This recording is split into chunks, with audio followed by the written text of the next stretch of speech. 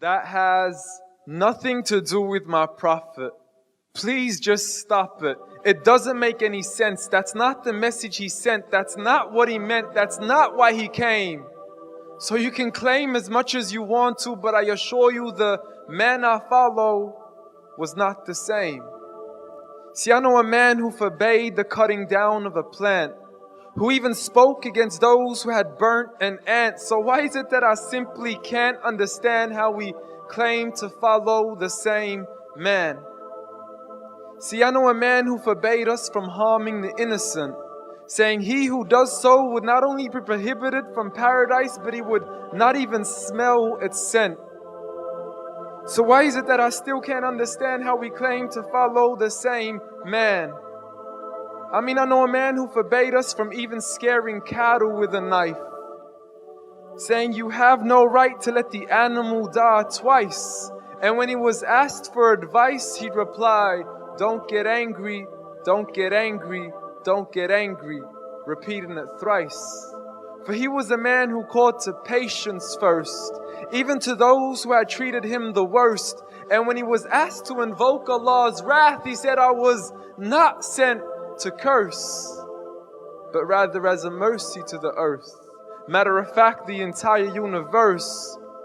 See, this is the man to whom the clouds would rush to shade, a man to whom the trees would sway and the birds would flock to seek his aid. For they knew he was a man of justice, a man who would never betray, a man who could be trusted even by those who had wanted him slain.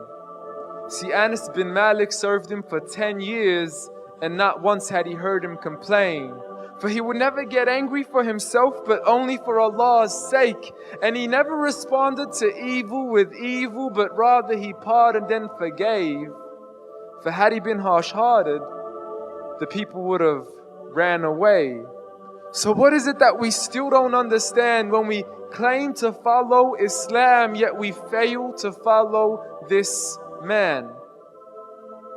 See, I know a man who was so caring and compassionate, a man who said that there is a reward in serving all things that are animate, meaning everything that breathes, whether it be the animals, the trees, or every single human being. I mean, if Allah called him Rahmatan lil Alameen, how dare you call him anything else that contravenes? See, this is the man who said that the Muslim was he who was soft, simple, and lenient. A man who taught us himself to be cautious from falling into extremism. A man who was never given two choices, except he chose that which was easiest. Not for himself, but for his people and their convenience. See, this is the man who would never mock, mimic, nor ridicule. Nor would he ever publicly rebuke an individual. This is the man I know, so forgive me if this sounds unusual. But the man I know was so much more handsome, so beautiful. A man who taught kindness to the neighbors, to be good to those you know and to even to the strangers, to walk with humility and to simply ignore the haters. But nevertheless, I know a man who taught us to stand up for the oppressed, from the men, women and children who call out to us in distress. I know a man who taught us to fight for these people.